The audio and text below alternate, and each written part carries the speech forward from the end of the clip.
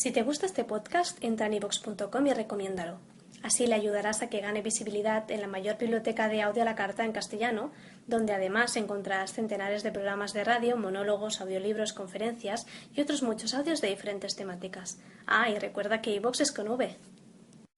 Señor, respondió el maestro de escuela dirigiéndose a mí, ya he dicho a usted que todo lo que sé lo debo a la amargura, y ahora añadiré, porque es para mí muy grato recordarlo esta noche, que hoy hace justamente 3 años. Permítame usted, hermano, que yo lo refiera. Se lo ruego a usted, añadió contestando al cura que le pedía se callase. Hoy hace 3 años que iba yo a ser víctima del fanatismo religioso. Era yo un infeliz preceptor de un pueblo cercano que, habiendo recibido una educación imperfecta, me dediqué sin embargo por necesidad a la enseñanza primaria, recibiendo en cambio una mezquina retribución de 12 pesos.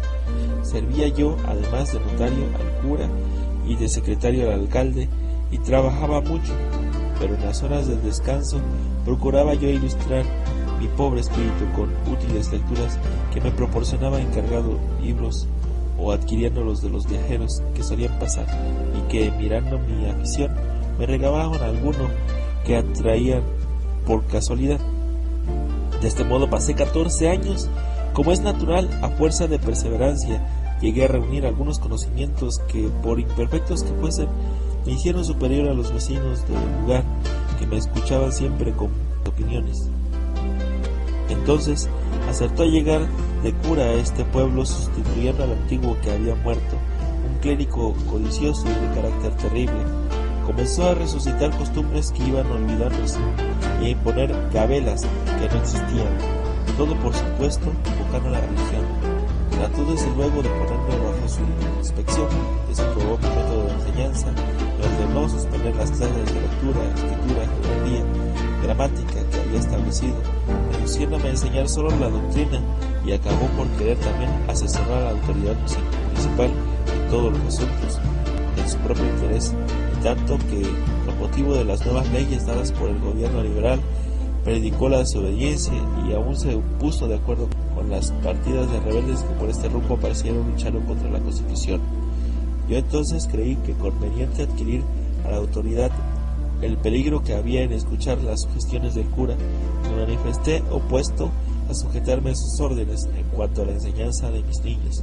Por otra parte, como él inventaba fiestecitas y sacaba a la luz nuevos actos por objeto de aprovecharse de los donativos que por diversos motivos adquiría además, pues no administraba los sacramentos sin recibir en cambio reces, semillas o dinero, yo, inspirado en un sentimiento de rectitud, me manifesté disgustado y hablé sobre ello a los vecinos.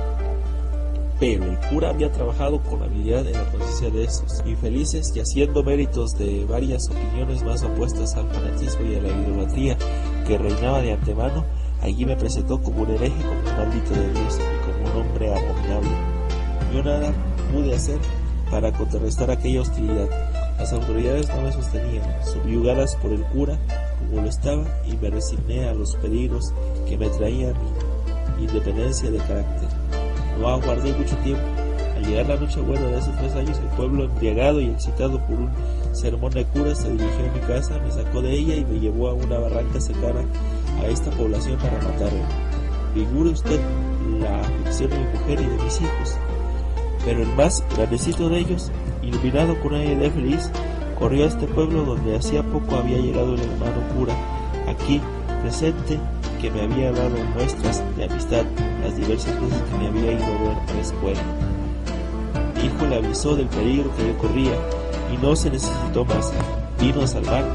Y en manos de aquellos curiosos caminaba yo maniatado, y ya había llegado a la barranca con el corazón presa de una angustia espantosa por mi familia, ya que aquellos hombres serios y callados se precipitaban a darme muerto por hereje y maligno. Cuando se detuvieron llenos de un terror y de un respeto solo comparable a su ferocidad, iban a amanecer, a la indecisa luz de la madrugada alumbraba aquel cuadro de muerte, cuando de súbito se apareció en lo alto de una pequeña colina cercana un sacerdote vestido de negro que hacía señas, que se acercaba al grupo apresuradamente. Seguíale ese mismo señor alcalde, que entonces lo era también, y un grupo de vecinos. El hermano cura llegó, se encaró con mi verdugo y les preguntó por qué iban a matarme. Por herejes, señor cura, me respondieron. Este hombre no cree en Dios, ni es cristiano, ni va a misa, ni respeta a nuestros santos, y es enemigo del padrecito de nuestro pueblo. Y este nos ha dicho que era bueno que lo matáramos, para quitarnos a este diablo de la población, que se está salando con su presencia. ¿Ya supondrá usted, capitán, lo que el hermano cura les diría? Su voz indignada pero tranquila resonaba en aquel momento como una voz del cielo. Les echó en cara su crimen, los humilló, los hizo temblar, los convenció y los obligó a ponerse de rodillas para pedir perdón por su delito. Yo creo que temían que un rayo los redujera a cenizas. Se apresuraron a desatarme, me entregaron el libre al cura, quien me abrazó llorando de emoción. Vinieron a suplicarme que los perdonara, y en ese momento apareció mi infeliz mujer, jadeando de fatiga, gritando y mostrando en sus brazos a mi hijo más pequeño, implorando piedad para mí. Al verme libre, al ver a un cura quien reconoció desde luego, lo comprendió todo. Corrió a mis brazos y, no pudiendo más, perdió el sentido. Aquella gente estaba atónita. El hermano cura, que había recibido en sus brazos a mi pequeña criatura, lloraba en silencio, y todo el mundo se había arrodillado. En ese momento salió el sol, y parecía que Dios fijaba en nosotros su mirada inmensa. Ah, señor capitán, ¿cómo olvidar semejante noche? La tengo grabada en el alma de una manera constante, y si alguna vez he creído ver la sublime imagen de ese Jesucristo sobre la tierra, ha sido esa, en que el hermano cura me salvó a mí de la muerte, a toda una familia infeliz de la orfandad, y a aquellos desgraciados fanáticos del infierno de los remordimientos. Y nosotros, dijo el alcalde, llorando con una voz conmovida pero resuelta, y dirigiéndose al concurso que escuchaba enternecido, nosotros allí mismo hemos jurado no permitir jamás, a una costa de nuestras vidas, que se mate a nadie. No digo a un inocente, pero ni a un criminal, ni a un salteador, ni a un asesino. El hermano cura nos convenció de que los hombres no tenemos derecho a privar de la vida a ninguno de nuestros semejantes, de manera que si la ley manda a justiciar a alguno por sus delitos, que ella lo haga, pero fuera de nuestro pueblo, porque el pueblo se mancharía, y para no vernos en esa vergüenza y en ese conflicto, lo que tenemos que hacer es ser honrados, siempre. Siempre, siempre resonó por todas partes, pronunciando hasta la voz de los niños. El cura me apretaba la mano fuertemente, y yo besé la suya, que regué con lágrimas que hacían años no había podido derramar. Cuando hubo pasado aquel momento de profunda emoción, el cura se apresuró a presentarme a dos personas respetabilísimas, dadas cerca de nosotros, que no habían sido las que menos se conmovieron con el relato del maestro de escuela.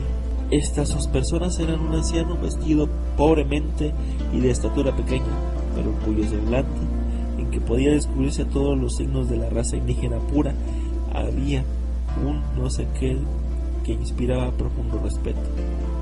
La mirada era humilde y serena, estaba casi ciego, y la melancolía del indio parecía de tal manera característica a ese rostro, que se hubiera dicho que jamás una sonrisa había podido iluminarla. Los cabellos del anciano eran negros, largos y lustrosos, a pesar de la edad, la frente elevada y pensativa, la nariz aguileña, la barba poquísima y la boca severa.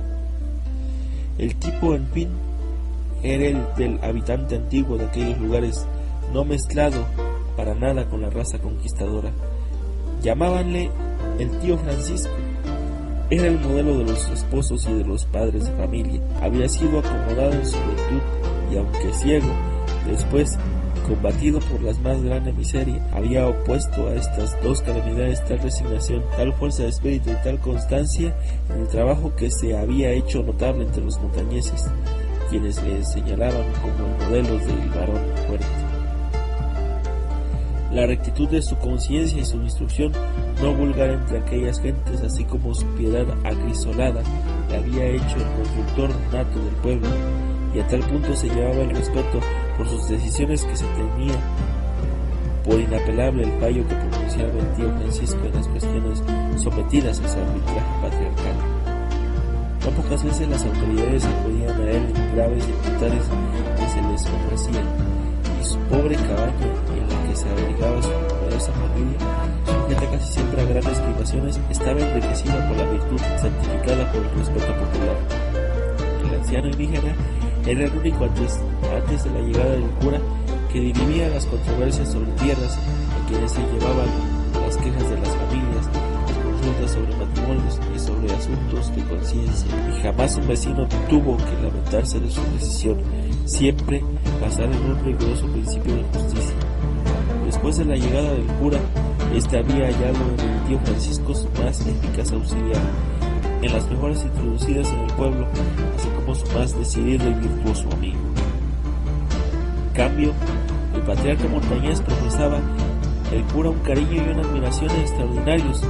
Gustaba mucho de oírle hablar sobre religión y se consolaba de las penas que le ocasionaba su ceguera y su pobreza, escuchando las dulces y santas palabras del joven.